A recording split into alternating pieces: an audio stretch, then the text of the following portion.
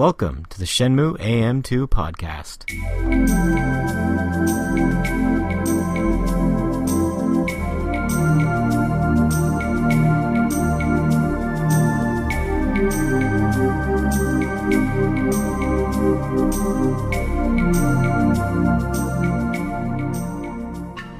Welcome back to another episode of the Shenmue AM2 podcast. We're your hosts, Andrew. And Matt. We got that in the right order this time. Mm-hmm. I get top billing on this podcast. You mother. Damn you, Alphabet. Welcome to episode 11. This episode, these are not weekly. We are in a week, though. Yeah, it is a week. One of the 52 possible weeks. Yeah. We're doing episode 11 today. No. What?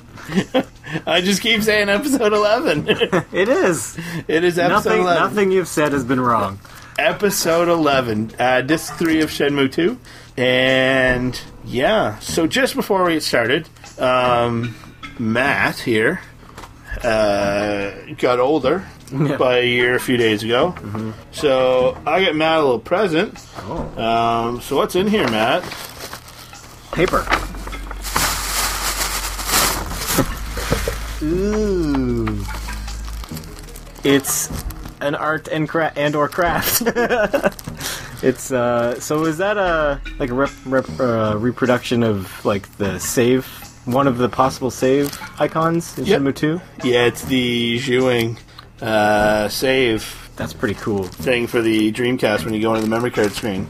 Are they randomized when you're saving, or does it show up when you're on a certain disc, or what? Zhuing's disc 2, I think. Okay, because I only ever remember seeing Shenhua, I think. Yeah, for Shenmue 2, there's the file itself is Ryo, and then for the discs, it's Feng Mei, Zhuing, Joy, and is one of them Ren? Oh, one of them, I think there's a Ryo one, and then there's a different Ryo one for the file or something, but yeah. Okay. Yeah, I got myself the Ryu one here as well. I never look at my save files. The Ryu one looks something pretty. Else in here. What is this? Dreamcast, Japanese words. Oh. Is it like a strategy guide or is it like a promo thing? Oh, it's a Japanese strategy guide. Cool. I like these better than the American strategy guides because they're much more condensed. That's cool. Did you get that off eBay? I did. I ordered one, and it never showed up. So what's this? I ordered myself one, and I got it. And then the original one showed up. I received it about a week ago, and it was dated December 16th. Wow. Did you get a refund? I did. And you got the item? And I got the item. Sweet. Did it come from China? I think it was China, yeah. Yeah, sometimes China stuff gets holed up in customs for months. But yeah, it's the Japanese ones are all pretty neat because they're very small in size. Yeah. But they also all come with a little slip cover that comes off. Japan loves their slip covers. Have you ever seen the Japanese soundtrack? They've all got the little... the spine thick cards. Yeah. And then it's got the same cover underneath. This one is the Dengeki one. It's they're all kind of different because I have 3 of these little Japanese guides, 2 for the first game and 1 for the second game, and they're all different brands and they're all different in style. This one has a little fold-out map of the front, but this one in the back here has a complete notebook, every single page filled. I know I'm flipping through here showing map, but you guys can't see that. Google it. The DENGEKI Dreamcast strategy guide. They're pretty neat. They're like a little handbook. Yeah, it's in really good condition too, this one. Looks brand new. Yeah, all the ones that I've received have looked fantastic as well. Well, thanks. That's very thoughtful of you. You're welcome. When's your birthday? June 28th. And I'm expecting the limited edition Rio and Long D statues. Fuck. I'll have to wrap mine up. If it's still here after this evening. Yeah. We'll have to trade back and forth. Oh, that's yours. Yeah, I remember that photo, or that art of Rio punching. Well, Zhu Ying's my favorite, so...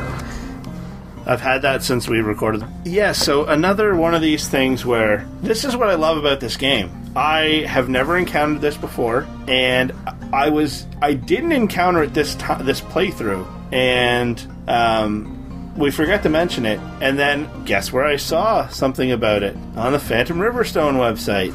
The best website. The how to get the shot or the scene of the plane flying over. I almost always get that, but it's very specific from what I understand, isn't it?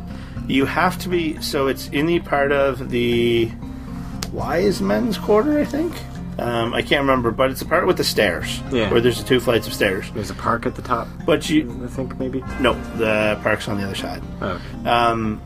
But you can only trigger it if you're walking. You cannot trigger the scene if you're running. Oh, really? But did you know there's 2 variations of that scene? Did you know there's the one with the passenger plane? Oh, isn't there a fighter jet one? And there's one with 5 fighter jets. Yeah, I've never got that one. I've just seen it. I've never gotten the one with... I didn't even know it existed, and that's what I love about this game. I found out something new, like 15, 16 years later. If you want to check it out, it's on the Phantom Riverstone website. There's a blog about it. Man, he's doing such good stuff on that site. I'm learning so much. Don't stop. Yeah. But yeah, and I forgot to ask because I didn't get that scene once during this game, and it was even. I'm like, oh, I'm gonna walk up the stairs or run up the stairs because I hold that running trigger non-stop. And I never encountered it this game, and I was going to ask you, did you encounter it, because it was weird. I have never not encountered it before. Not the fighter jets, no. I almost always get I'm talking about the passenger plane. I didn't get the passenger plane at all. Yeah, I always get that for some reason. I don't know what I'm doing that I get it, but I do. And then I read later that not everyone gets it. But you can get it every single day in the game. Oh, as long as you walk. That's the only stipulation? You just have to walk? That's the only stipulation. You just have to walk. And we did receive a correction. What? Yeah, we made a mistake. I refuse to accept it. When I talked about not being able to get the brawling uppercut from Dellen... Oh, it was your mistake, okay. That's perfect. So far. What the mistake was, I said you couldn't learn the brawling uppercut after, if you have the $500, because you can just meet Ren right away. You can do it afterwards. You actually have to work with Dellen for him to teach it to you. Yeah. I thought you could just approach him and he would teach it. I thought normally you work with him and then at the end of your shift he teaches you. Yeah, from the I have the Xbox Player's Guide. I was reading it there, and they didn't mention anything about working, so you actually can get it as long as you work with him for the day. So I can't remember the person's name who did the correction, but it's awesome that someone cares. Someone cares. So, thank you. Someone's fact-checking us, keeping us honest. That's good. Move on to Disc 3. Disc 3. So, have you ever seen any footage of Kowloon in real life? A little bit. It looks nothing like this.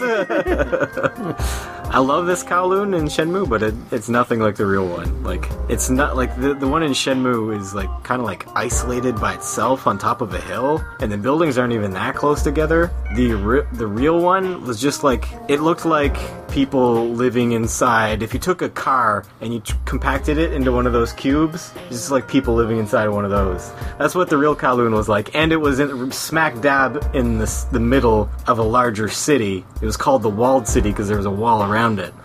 So it wasn't off by itself. It wasn't like... It's much more nice in Shenmue. My first thing is when he goes to Kowloon, he's standing up on the bus. There's plenty of seating on the bus, and he's just standing there. I do that every day. I never sit on the bus. What? I sit down all day. I sit down for 8 hours. I'm going to stand on the bus. But for him, I don't know. Yeah, he should rest his feet. He's walking everywhere. Oh, and I noticed I don't think he had his bag with him. He left his bag in Hong Kong. I'm pretty sure. He has his bag at the end of the game when he's leaving to go to Guilin, but at the beginning when he's on the bus, no bag. Someone fact check Matt on this. I won't be wrong. Please. He's batting 1,000 right now, and that just can't happen. My first one is when you get to the herb shop, you can ring the bell. And I found out that if you just sit there, Ren will get angry and ring the bell. That's cool. So I just sat there and just hovered. I think Rio's hand hovers over it, and I was like, not touching this bell. How long? It was probably like 30 seconds. From what I remember, I played this a while ago for my playthrough. Yeah. I was waiting on Matt to play it his organic way. Apologies. Yeah, so he gets upset and rings the bell himself. I thought that was a nice little touch. Oh, Ren. Because he's so impatient. Yeah. This is kind of random. When you're, you can move boxes in Kowloon 2 inside a building, but what's with the foreman lady and the bondage gear? You know what? Until you mentioned it right now, I totally forgot you could move the boxes in Kowloon. Yeah, it's in the bottom floor of a building. Like, when you come up from Dragon Street, it's the first building on the left. You just go in there and there's some lady in bondage gear and she'll let you move boxes just like you do with Dalen. Except in this one you move them with Congo. You remember Congo? He doesn't speak so well. No. I might do another playthrough of this game. Speaking of Dragon Street, did you go off to the secret spot there and do the lucky hit? No. Is it like the same spot where the recruiter takes you later? Or is it a different spot? No, it's further up the road. So right when you're about to go up to the steps into the first big part of Kowloon, on the right there's a little walkway that goes up, and there's a lucky hit stand. And it's probably the most important lucky hit stand in the game. There's 3 of them. And you can get move scrolls out of them that are incredibly difficult to get. Because you need to beat the first lucky hit, then you need to beat the second lucky hit, then you need to beat the third lucky hit, but the third lucky hit has things above it. Things above it. So the ball might not necessarily make it all the way. It's very, very... It's got little traps halfway down or something? Not necessarily traps, but just the way the pegs go, it's very difficult for the ball to make it towards certain holes. But those are again, because I was trying to do as complete a playthrough as possible, there's 2 move scrolls, but they're only 1 at a time. So you don't even have the double odds of getting them. So I actually got the first one on only my 8th try, which is very, very good. Considering how difficult it absolutely can be and time consuming, because you need to beat the first one to get to play to the second one, then the second one to get to play the third one. Jeez, are they even good moves? The first one was the heel sweep. I didn't write down what the second one was. They're not moves that you can get anywhere else in the game? No, you can only get them there. They better be good moves. So after I did that, I tried about 30 more times. Oh, God. And I quit. Yeah. I walked away. It's like, this is frustrating. Why am I doing this? And then I went back, and I got it on my second try. The second one.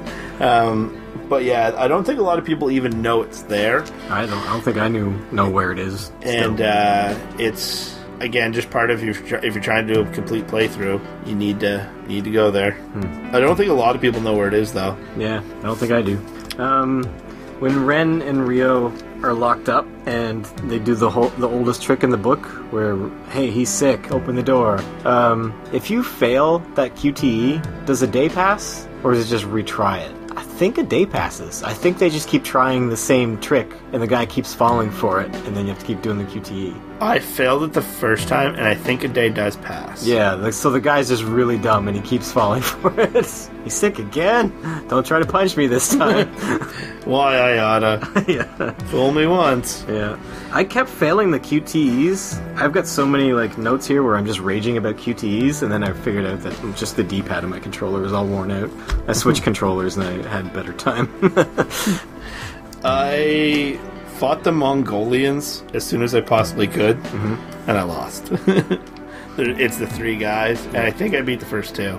And then the third guy, from what I remember, annihilated me pretty bad. Same here, I think. And also, when they're escaping, Ren and Rio are hiding as a person, as me. I knew where it was. But, so I ran ahead of him. I had Rio run ahead of him, and then I got this cutscene that said, I'm lost. and I had to do it all over again. But, I know where I'm going! I can't remember specifically where that was from, though. That's weird. Yeah. Now, because I was trying to do a complete playthrough here, I tried to get all the street fighting done as soon as possible, just so I can have them unlocked. Mm-hmm. I fought the headbutting dude. He creamed me, too. I like that you don't have to beat these people to unlock them on the passport disc, or not the passport disc, disc 4. You just gotta find them. You just gotta find them and fight them once. Yeah, I didn't have a good record against them. I don't think I ever beat him. I don't think I went back to fight him. Yeah, you don't have to. Like the strategy guide was saying, you have to make up you have to make like 10 points throughout all these fights, and they're all worth different amounts. You wouldn't know how many points they're worth unless you had the strategy guide. But yeah, I got another note here. While Ren and Ryo were spending a lot of time together, that Ryo was better than Ren at torture. They were trying to get information out of somebody, and I think Ren just threatened with a knife and didn't actually do anything, and then Ryo got in there and, like, twisted the guy's arm like he usually does. I found that odd that Ryo was a little bit more successful at torturing somebody. Odd note that I just have here. Why does Cool Z wake you up every day? Not every day. Sometimes it's Joy. Is it? Yeah. Sometimes she woke me up. Oh. But it is usually Cool Z, though. I don't know. He doesn't do anything else. Well, he holds a boombox. There was one of the fights, I can't remember which one it was, but Cool Z is watching the street fighting, and I'm talking to someone, but the way the camera was, you could not see Ryo at all. All it was Cool Z holding the boombox from behind, really close in. You could not see anything else. Because, like, there's fade in and out for characters, pop in, and usually they're pretty good at doing that, but it was, it had me really cracked up when I was doing it, because it was just Ryo talking, and it looked like the voices coming. So did it look like you were playing Cool Z the game? Like you were Cool Z? Cool Z the game. Patent pending. Copyright Shenmue AM2 podcast. All these buildings in Kowloon, like, have you ever seen, it might have been in the post-mortem, where they detailed, like, the algorithm that they use to regenerate all these rooms? Like, you can go into any room in these buildings, which is crazy. There's so many rooms, so many floors, and it'll, like, did you hear about that? The magic room system? Yeah, is that what it's called? Yep. Yeah, like how it, they have an algorithm to place the furniture in a believable way where you could think that somebody was living in it, Yeah, they essentially had created certain assets like beds, chairs, tables, windows. Yeah. And it's again, pretty crazy when you think about the time that this game was released. Fought the Iron Thrust guy and beat him. I think it's hilarious that all these guys have promoters, like doing their talking for them like a mouthpiece. Yeah. And he said that I would be severely injured in the fight. It's like, okay, and I just beat the guy right away. Oh, I love fighting the guy with one eye. He's the easiest. Like, I beat multiple levels of him. He did eventually get me, but just because I ran out of time, like on the hardest level for him, I think, I only lost because I couldn't beat him within the allotted time. Like, he never actually defeated me. Well, that's one of the fights where it's the time limit. You're kind of not really... You're racing the clock with him. It's trying to get into his blind spot and hit him enough. Yeah. And you're really kind of... Getting into his blind spot isn't necessarily just based on your movements, it's where he's going as well. But yeah, more about the random rooms and stuff. Like, if we include all these floors and all these rooms and everything, I wouldn't be surprised if overall, if this game was actually 100 times bigger than Shenmue 1. I wouldn't be surprised if somebody told me that. Like, it's so flippin' huge, the game area. There might not be a lot in parts of it, but it's so big. I would say it's exponentially bigger. There's a substantial size difference between these games. Just the Yellowhead building alone. How you can pretty much go into any room. You can kick in any door during that part. Comparing it to the first game, it's incredible, the size. Like I said, it is probably kind of empty. It's probably kind of like the that one Elder Scrolls game where the game world is literally the size of England, but there's not much in it. Like, it would take you days to walk across the game world. But There was one point, I can't remember where this was either, but Ryo walks in a room. He says, "It's dark. Where's light switch? Here's the light switch. This will turn the lights on." And I'm like, going full robot there, Ryo. Sometimes when you are in a situation where you're involving translation, it's just that he talked to himself and nobody was there with him. Yes. So what I'm kind of getting at is when they might have written the script, and I see it a lot. I work in an industry where I talk to people that live in Ontario, Canada, a very diverse part of our country, and I speak with a lot of people where Mandarin or Cantonese is their first language, and a lot of the times if I ask them a question, they'll narrate their answer back to me. So if I could, ask them, I sell insurance, so if I ask them their policy number, they'll say, instead of just giving me the policy number, they're like, "Oh, well, my policy number is," so they're narrating, because in translation it's easier for them to kind of present the idea to themselves and say it. Yeah. And that might have just been how it translated, but yeah, that's absolutely hilarious. I beat the blind guy too. I beat him relatively easy. Yeah. He's one of my more favorite fights in the game, just because it's all strategy with him. You like taking advantage of the disabled, don't you? The Shenmue AM2 podcast does not discriminate based on ability. I'll beat anyone up. What is it, the drill sergeant in Full Metal Jacket? He just starts listing all the different nationalities and races and stuff, and he's like, "I do not discriminate, you're all just as useless." Yeah. Listening to the tapes, there was a tape where there's like English news that was kind of funny to hear on the Japanese dub version. It was obviously a Japanese person doing the news in English, but it's still interesting. The passive raid fight where you have to hit the guy and he just tries to get out of the way. I just cranked him in 9 seconds. I just wait for him to do the flip, and then mid flip I punch, so when he's stopped, hit him. Yeah, level 1 of most of those fights were doable. Oh, and also the tapes, when he was listening to the tapes, it was literally the last tape he listened to. How unlucky is that for Ryo? Like, he had to go through all those tapes, and it was the last one. That's the one he needed. He was probably there for days. During my QTs with Ren, with the handcuffs, I messed up the one where you run between the 2 walls, and I just remember it being kind of funny because you just hit the wall, I think. Yeah. The animation was good.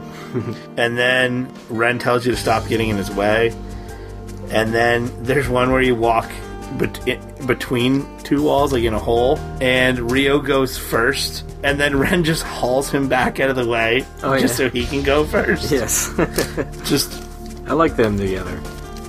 They're like they're a good comedy duo. Yeah.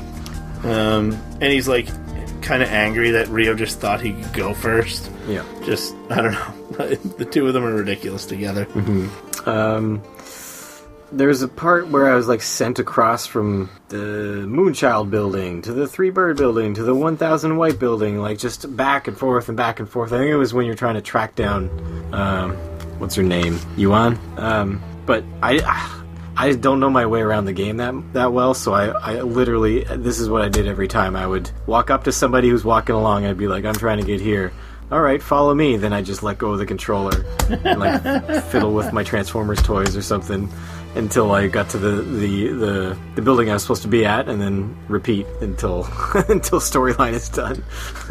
I did notice before I actually interacted with her in Kowloon that just Joy's motorcycle is just sitting there. Yeah, you can see it a few different places, and I think I saw it in like a near tea shop, and you can talk to her. You see her. Yeah, and then I have a note here about Ren trying to pee while handcuffed to Ryo, and I just think that'd be funny. It would. I don't know if anyone here watches the show Big Brother, but every once in a while they have a punishment where 2 people have to get tied together, and it's always funny when like one of them's trying to have a shower or something. Or, like, one of them won't be able to have a warm shower because they're have-not or something. So they have to stand outside while the person has a warm shower, and then they have to have a cold shower while the other person stands outside. So it brought me back to that, and it's just funny when people are stuck together. Yep. I don't know why, but... Because we're not meant to be stuck together. That's why it's funny. I found virtual on capsules, which I don't think I knew were in this game until I noticed them this time. Yeah, I think it's there's at least 2 of each machine.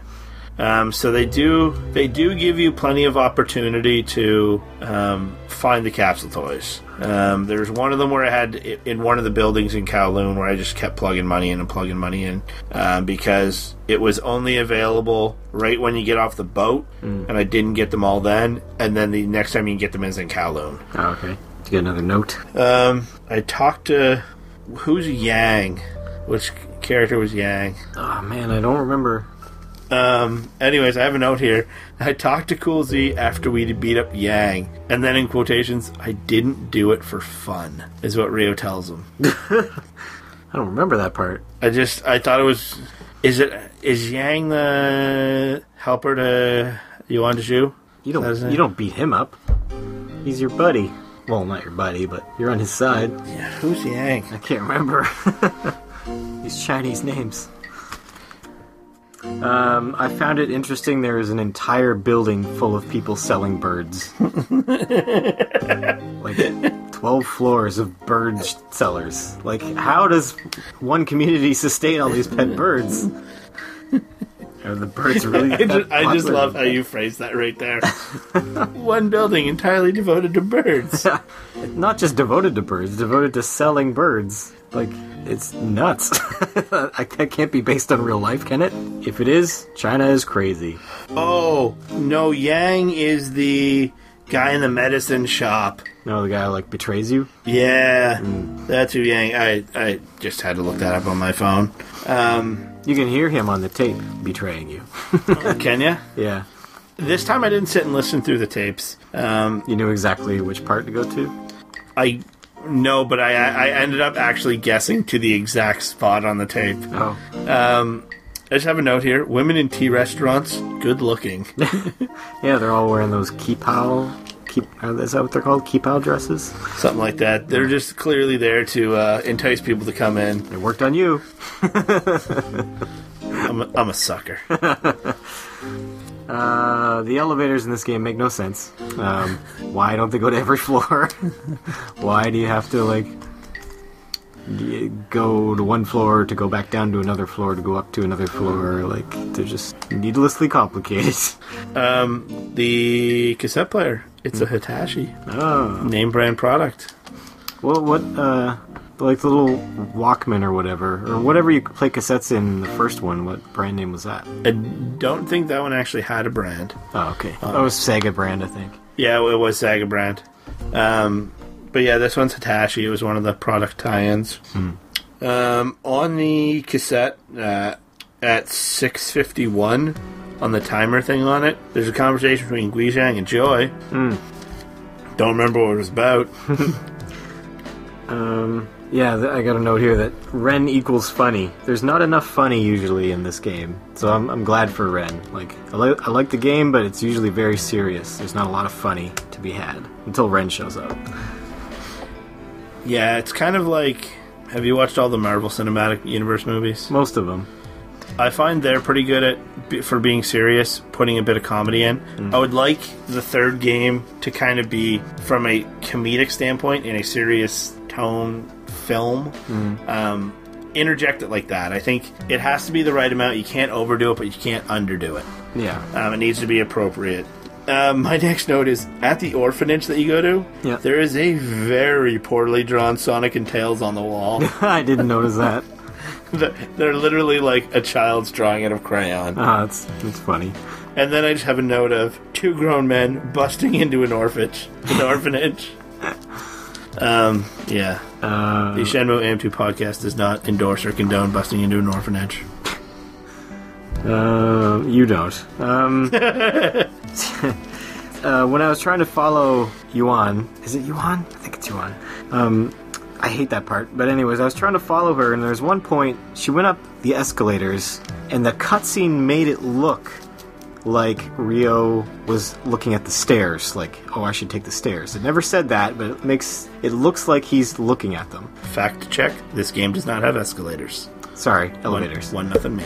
Elevators. It looked like he was looking at the stairs, so I took the stairs, and then I lost her. And then I had to redo it. And it takes you so far back. Yeah, I really don't like that following scene. And just listening to her... not bribe, what's the word I'm looking for that the Mafia does? Shakedown? Yeah, what's the actual term for it? Protection racket? The actual term. I thought I said it. No, it'll come to me later in this podcast. But yeah, just watching her do that, I find there's a lot of it. It is meant for character building, so you get an idea about her. I just don't enjoy it all that much. Did you mark down which toy Ren bribed the kid with at the orphanage? He gave the kid Afterburner.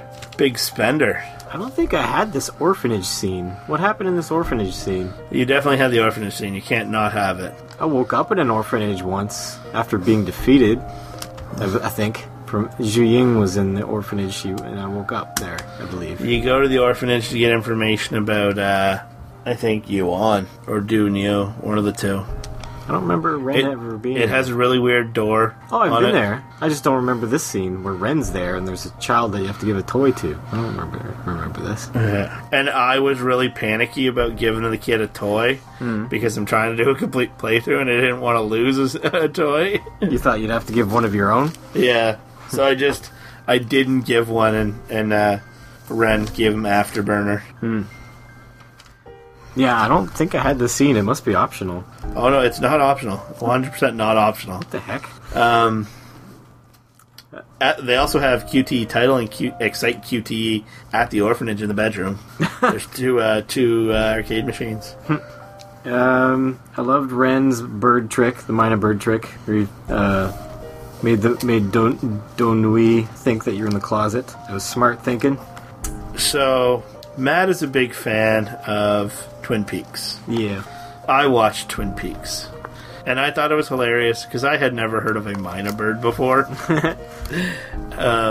That two of Matt's favorite things, Shenmue and Twin Peaks, both have Mina bird situations in them. It's so ridiculous. It's all about the Mina bird. That's why I like all these things. My next note is elevators are annoying in Three Birds Building. Yeah. They're so stupid. I know. And calling that the Three Birds Building is ridiculous. It's more like 3,000 Birds Building. Yep. Maybe there's like a little 3, like to the third power or something that we didn't quite notice. The Ghost Hall building planks. Just why? Why is this a thing? Like, people live in this building and go across these planks every day? And like... At least have more than one plank. At least have 2 planks beside each other so you don't have to walk 1 foot in front of the other. Not gonna lie, I sit there, I don't even look at the screen, I just pop open the player's guide. Yeah. Because it's so That's what I did. Tedious. I just pop open the player's guide and I just listen for the sound. Yep. You don't even have to listen for the sound. You can just keep mashing it. Like, if you're hitting it when it's not asking you to, it won't make you fail. You just mash the next one that's coming up.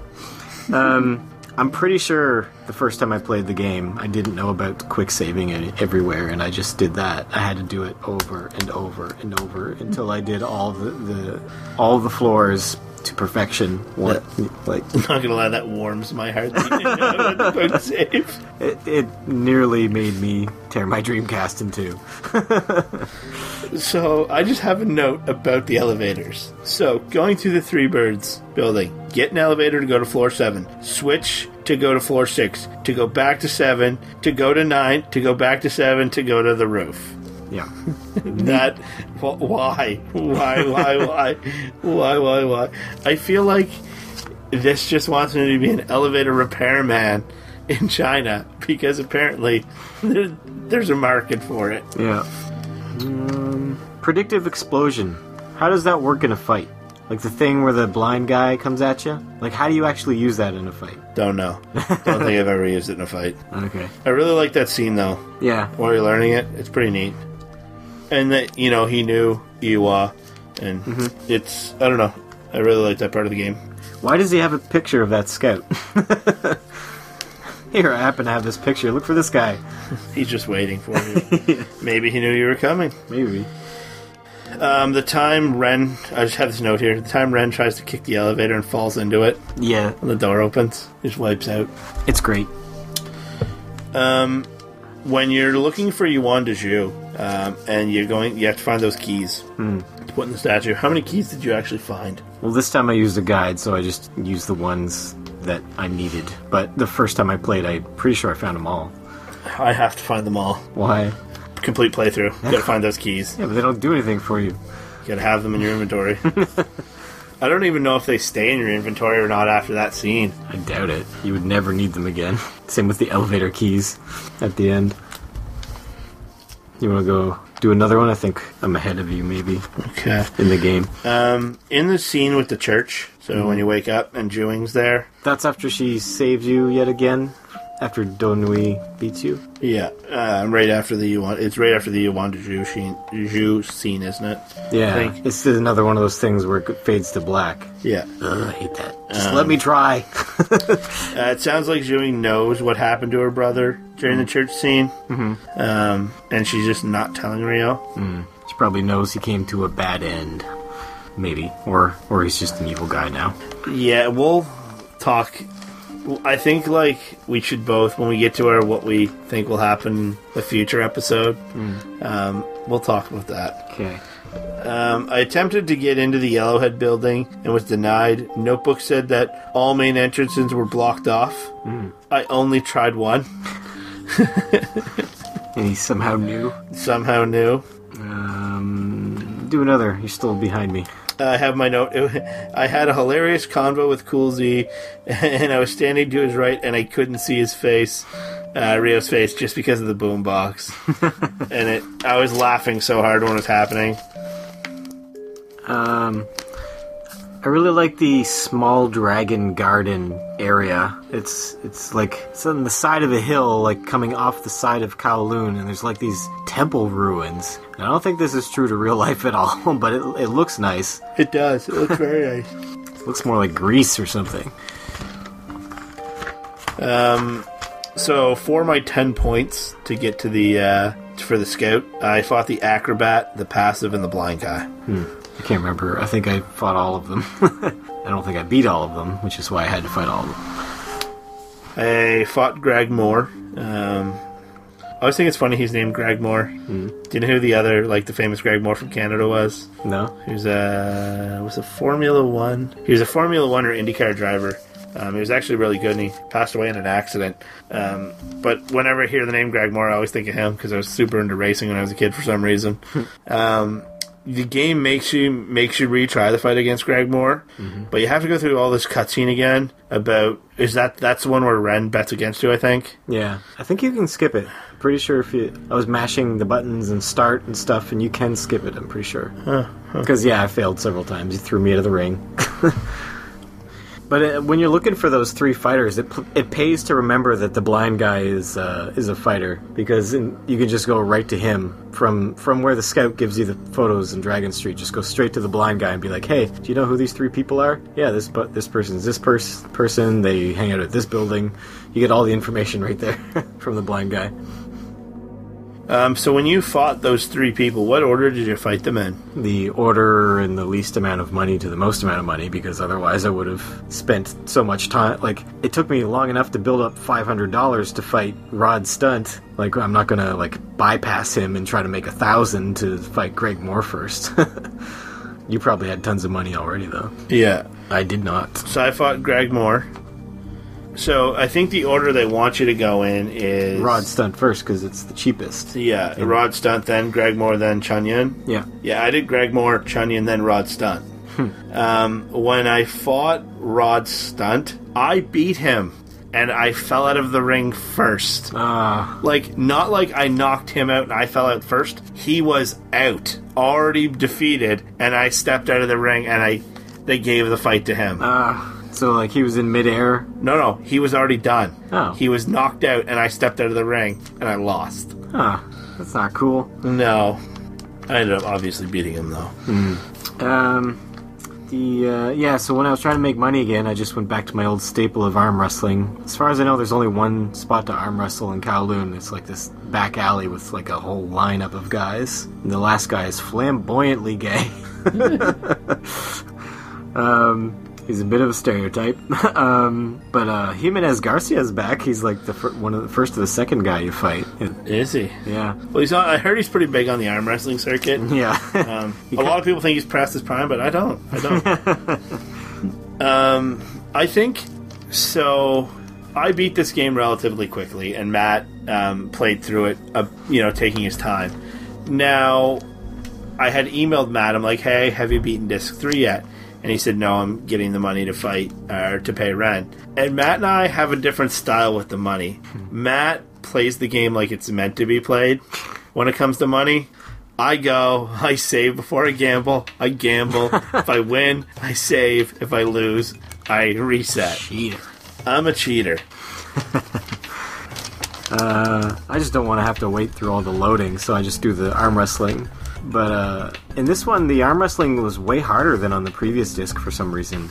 Like, it felt unfair because, like, my reflexes aren't fast enough because, like, I can hit the button fast enough, but my problem is when he says, ready, go, if you don't hit it right on go, if you don't get your first, like, 3 hits in, you lose. There's the boom. It's like you lose the draw. It's like a quick draw that you're losing. It's not an actual arm wrestle contest. It's more of a quick draw. And, like, I can't do that. But if I actually somehow manage to not preemptively put his arm down and get disqualified, if I manage to somehow catch him, then I, like, before he knocks my arm down, then I can usually beat them just by tapping. But, yeah, I don't like how the quick draw part feels a bit unfair. I wish there was something that you could only get from arm wrestling. Because I had no incentive to do it. Yeah.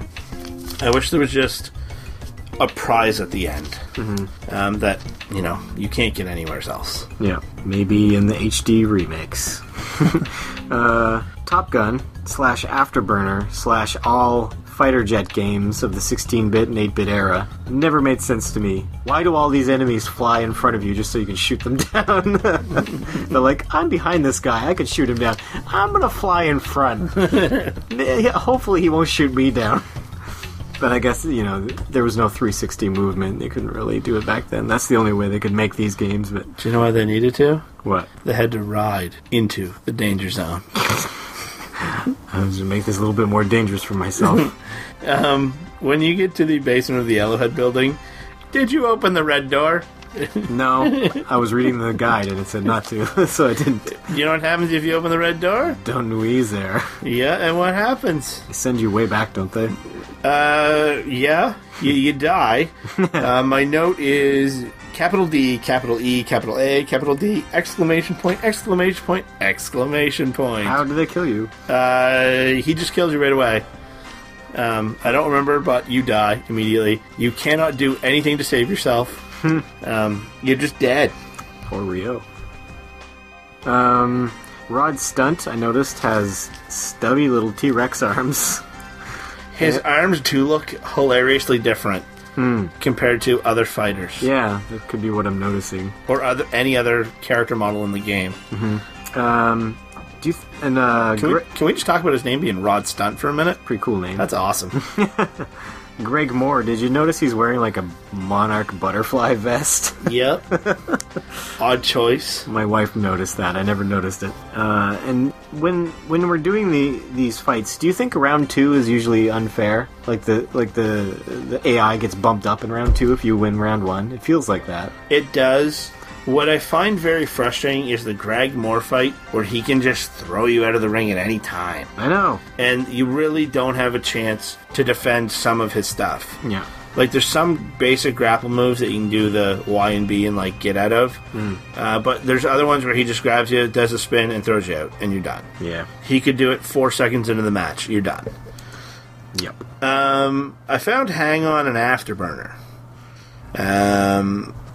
Initially, I wondered why there was a guy standing beside them. Mm-hmm. So you just find them in these weird places. One of them's just in a room, and one of them's in the basement of one of the buildings. On like a pedestal. On a weird pedestal with a light shining down on it. Like a Roman pantheon.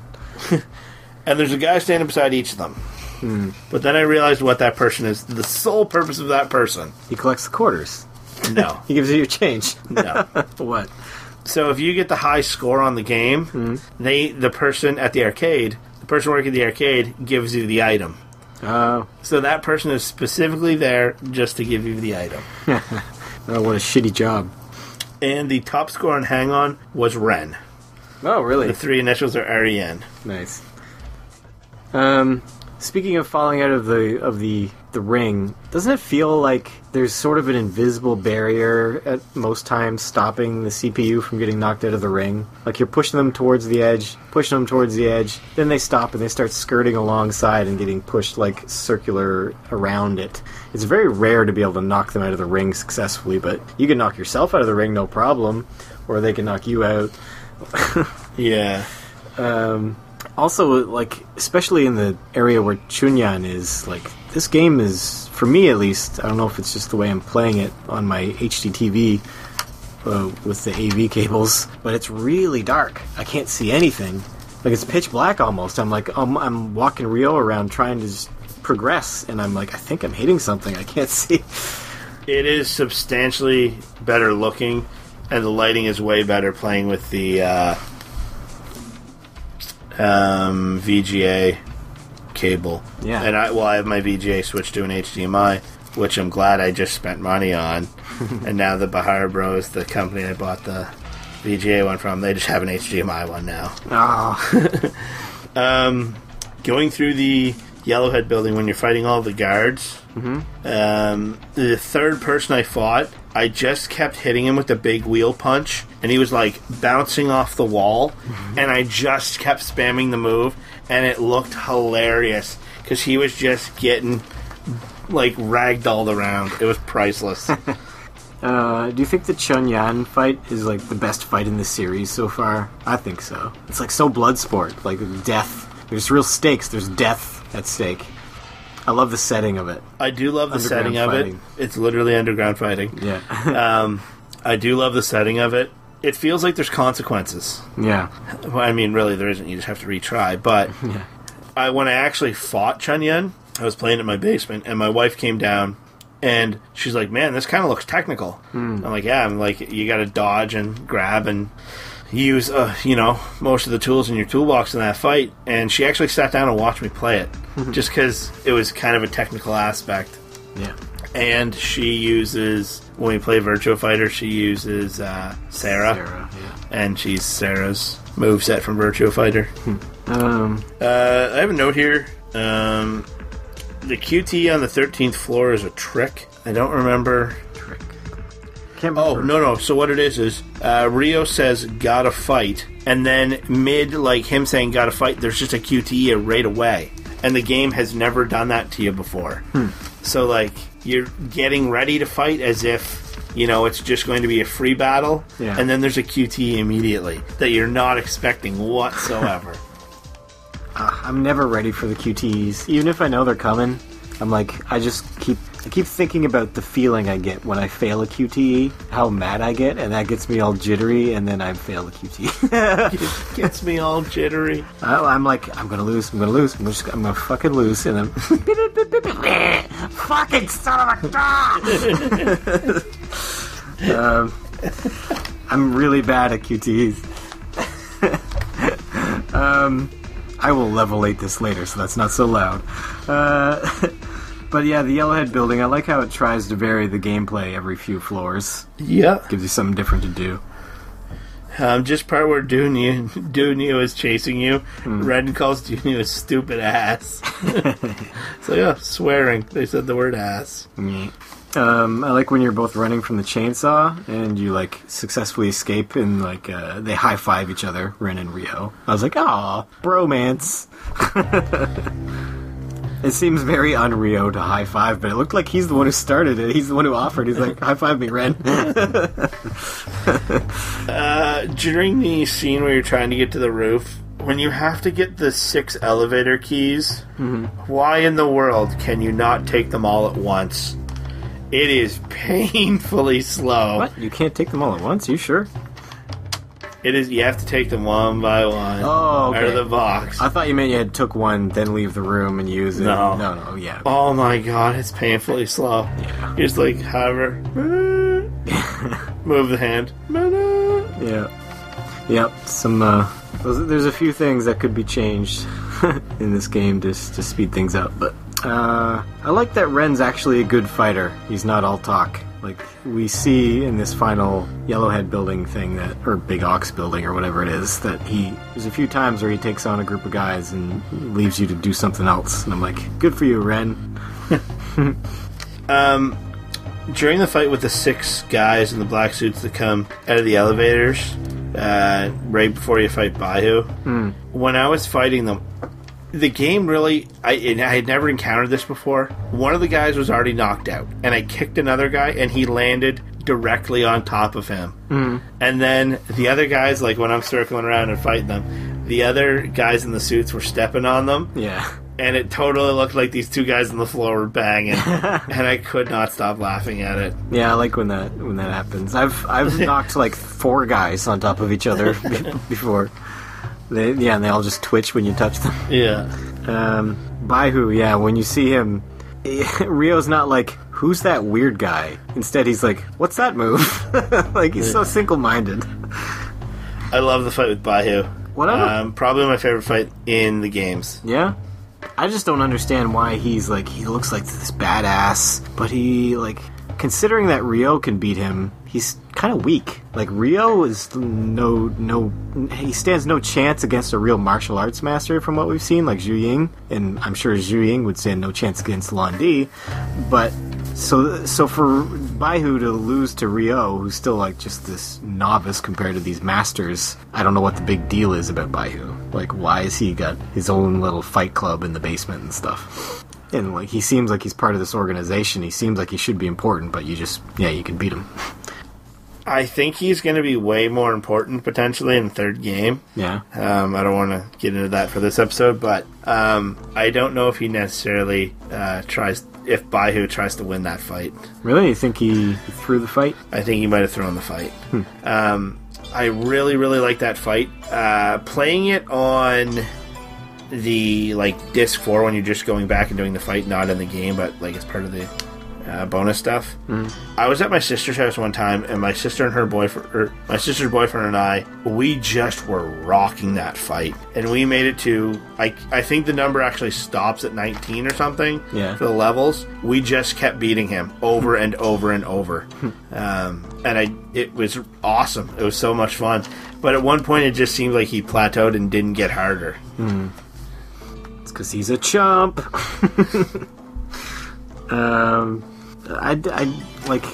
It is interesting though, these characters who just show up for a fight and then they're gone, and you're like, you're kind of an interesting person, like I want to learn more about you, like Baihu and Chunyan, and like, yeah, just like, what's your backstory? Oh well, I gotta get revenge, never mind. I think we're gonna see, hopefully I'd like to see in the 3rd one a bit more of that. That's something the Yakuza games are kind of good at. Yeah. Is developing kind of everyone that's involved in the storyline. You generally see something about them at least. So I would like to see that in this one. So after you beat Baihu, when you get up to Dunyu's office, man, the black suits in that office are aggressive. Well, it's just because you have nowhere to go. They completely surround you in this tiny room, and they just all start punching you at once. Yeah. But compared to the other fights in the Yellowhead building, they're all coming at you at once. Yeah. It's really hard to break them up into smaller groups. Yeah, you almost have need to get out of like the circle first. Like a big wheel kick or something, and just kind of, I don't want to say back yourself into a corner, but really protect yourself as to how you can be attacked from different angles. Yeah. And then when you go outside onto that staircase up to the roof, man, I wanted somebody to fall off that staircase off the side of the building. It's just so, like, if I was playing a shooter or something, or some sort of action game, I would do whatever I could to get somebody to fall off that railing and could tumble off the building, but nobody does. So, yeah, it'd be awesome. Ryo's just done. He's like, you know what? That was worth it. Just watching that one guy plummet. The helicopter scene with Lan Di, the only scene with Lan Di in this game, isn't it? Yep. How that scene is shot. So helicopter rises up, and then as it turns, you see the Chi-Yu-Men logo on it, and then it reveals Lan Di. Yeah. Obviously, I mean, anyone that's watching it was probably going to assume that it would reveal Lan Di. I think it's neat that Lan Di's makes his appearance like when you're only like 80% of the way through the game. He would be considered what's... Well, I guess Dio Neo is the final boss in this game. Yeah. And he's not... The final boss isn't at the end of this game. Name any other game that does that. Yeah. I can't think of one. I'm sure some games have some sort of an epilogue, but not as big as Shenmue 2's. Like a playable epilogue. Yeah, Shenmue 2, like, you really think it's over, and then you get this whole other disc. Which I love. I love that. Now, playing it on... If you were playing through this for the first time, playing it on the Dreamcast and playing it on the Xbox present themselves with a different experience. Yeah. Because when you're playing this on the Dreamcast, there's another disc that you physically have to put into the Dreamcast. If you're playing this on the Xbox, you get to this final boss, you could think the game is over. Well, I still thought the game was over on Dreamcast, because on the original game, the final disc was not gameplay. It was the passport. There's no gameplay on it, so I assumed that was the same for Shenmue 2. But with the original one, the passport disc is different in appearance. And it's called the passport disc. I still assume there was no gameplay on it. But the other thing is, too, like, when you go to the menu on disc 1, 2, or 3, and you go to do the Shenmue, whatever it's called, Collection? The Shenmue collection, it tells you to insert disc 4. So, yeah, I could see that someone might think that is the same as the passport. Yeah. But the Xbox, you are completely oblivious to there's something coming after this. Yeah. Which I thought it's kind of neat. I think it's funny that Lan Di just entirely abandons Dunyu. I know, it seemed like he wanted him so bad. And he could have just jumped off that ladder and killed everyone on the roof and taken him. Why didn't he? Joy, Wong, Ren, and Ryo would stand no chance against him. Especially if Donui was still up. I don't really understand why he left. Considering that guy seems so important, he wanted him so bad. But I've been wondering, does Lan Di even remember Ryo? Like, he's looking at him. Does he know who he is? He definitely knows who he is. That was my note, too, the next one. Why doesn't Lan Di fight Ryo? Why does he even reveal that he's there? I think it was just... I don't think he was revealing himself. I think it was just timing. Ryo happened to get there as they were about to pick Zhu up. Will Lan Di reveal himself? I find the Dunyu fight kind of boring. Yeah. You just gotta dodge. Keep dodging. Keep dodging and do a little punch combo, dodge, punch combo. Yeah. It's not the best final fight. But then you get all those QTEs that if you fail, you gotta do the whole fight over again. I remember doing that like 15 times the first time I played the game. And this time, for the final one, where it's like left X and A, the strategy guide says left XA, not X plus A. So I wasn't ready for the X and A at the same time. I noticed it, and I was like, oh shit, and I hit it. It felt like I hit it, but I still failed. I'm like, I fucking hit it! Oh, I hate QTs. Matt's raging. You can see my writing. I fucking hit X and A! He actually does have it written like that. All caps locked. Yeah, I was raging. I didn't want to have to do that whole fight again. Oh, it's tough being Matt sometimes. It is. Is that all your notes? Those are all my notes for Disc 3. My only other notes are that apparently the Phoenix Mirror shows you a map, but it just looked like the Big Dipper to me. Well, that's all it is. But that's like a star map. That's not a map of the world. A lot of people, when they talk about Shenmue 2, spoiler, the ending with the magic, a lot of people are like, I didn't like the magic at the end of Shenmue 2.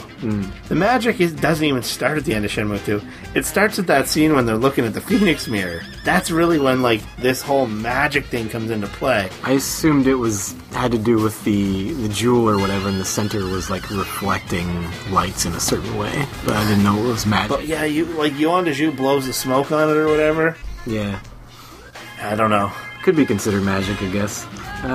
When you go say goodbye to Zhu Ying, she's doing another kata. But this one, she's like doing this wavy arm, weird kata, and like for some reason it looks really bad. Like this is the only time like watching a character do a kata in the game has looked really, I don't know, her shoulders look odd, and like just the way she's moving her arms, I don't know if they just did a bad batch of mocap or what, but any other time I've seen her doing moves, it looked fine, but this one just looked weird. Her character model always kind of looks a little weird to me. Yeah. Oh, and then her helper there brings out another move for you on a platter, and I just pictured Rio like bowing, taking it, and eating it. Like, why is the move on a platter? Yeah, that's my last note. Move on a platter. Move on a platter. So a couple exciting things happened for our podcast too.